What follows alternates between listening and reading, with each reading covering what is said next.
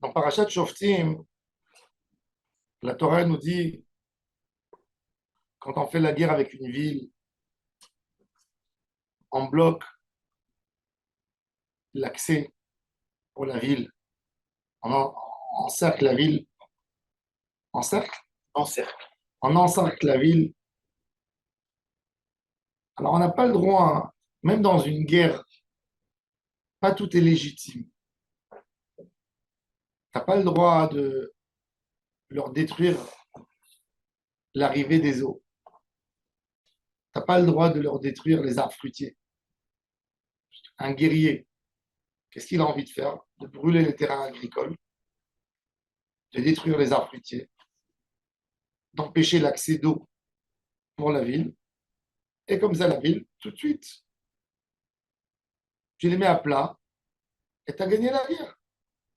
Mais la Torah elle dit, même si la guerre elle va se prolonger, même s'il va y avoir des morts, tu ne touches pas à un arbre fruitier. Tu ne détruis pas le monde d'Akadosh Baruch. Là, cette idée, elle est extraordinaire. Que Kadosh Baruch Hu nous dit que même dans un moment où, quelque part, la violence est autorisée, tu veux te protéger, tu fais la guerre. Tu as un ennemi juré du peuple d'Israël, il veut t'exterminer, et tu es en train de l'encercler, tu es en train de gagner, et tu as envie de vite finir ta victoire, tu veux que ta victoire elle soit écrasante. Qu'est-ce que tu fais? Tu veux lui bloquer l'arrivage d'eau, tu veux qu'il n'ait pas de quoi manger pour que ça va vite. Et bien la Torah te dit, même une violence, même de lever la main, ça doit être calculé. Il n'y a pas du spontané. Ça n'existe pas dans la Torah. Même un guerrier, qu'est-ce qu'il a envie de faire un guerrier? Un guerrier, il a envie de faire un acte dur, fort, pour frapper l'autre, pour le taper, pour le gagner, pour le battre, pour le mettre par terre. Bah, la Torah te dit, même quand tu le mets par terre, c'est selon des règles. Et de là, on apprend tellement de choses.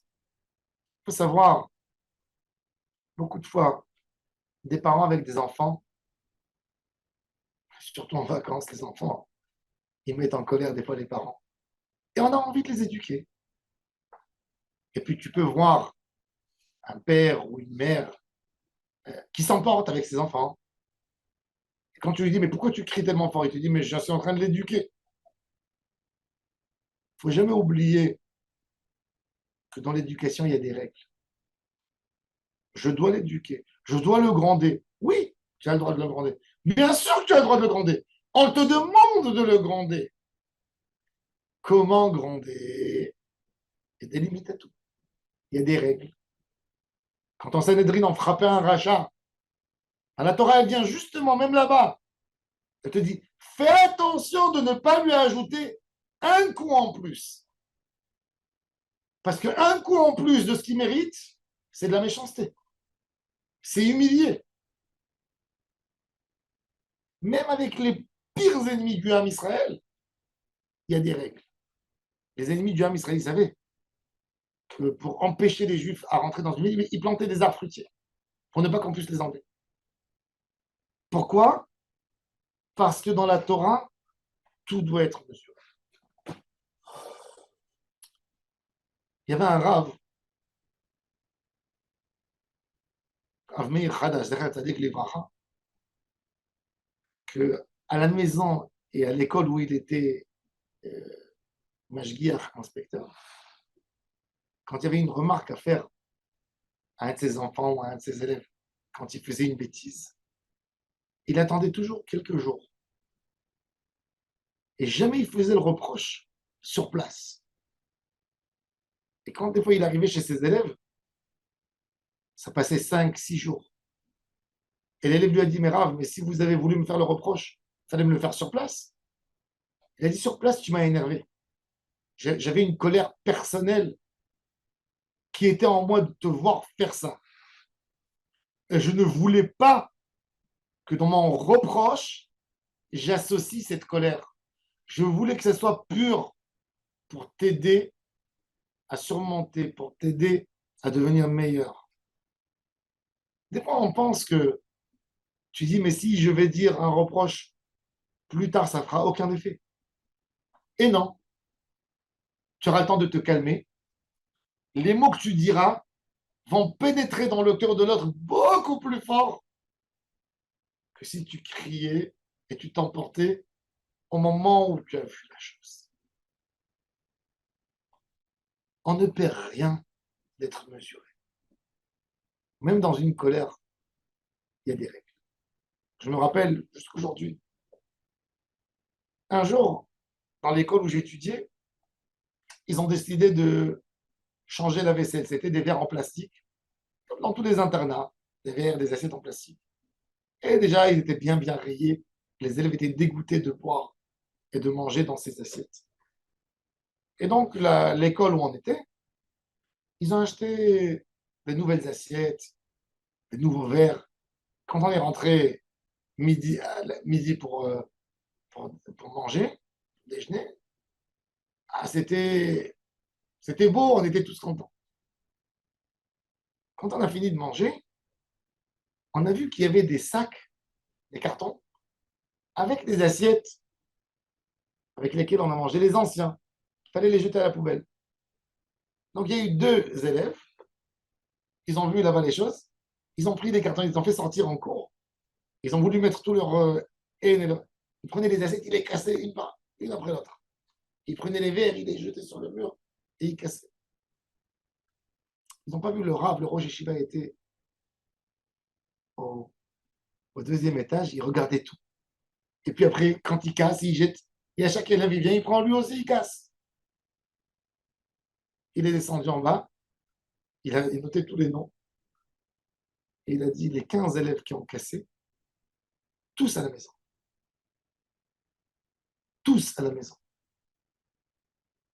Vous êtes éloignés de l'école pendant une semaine. Et les élèves, ils ont dit, mais c'est pas normal. C'était de toute façon des verres qu'on devait jeter à la poubelle. Il a dit, j'ai pas un problème avec ça qu'on jette à la poubelle. J'ai utilisé un verre pendant un an, il t'a servi. C'était ton moyen de boire.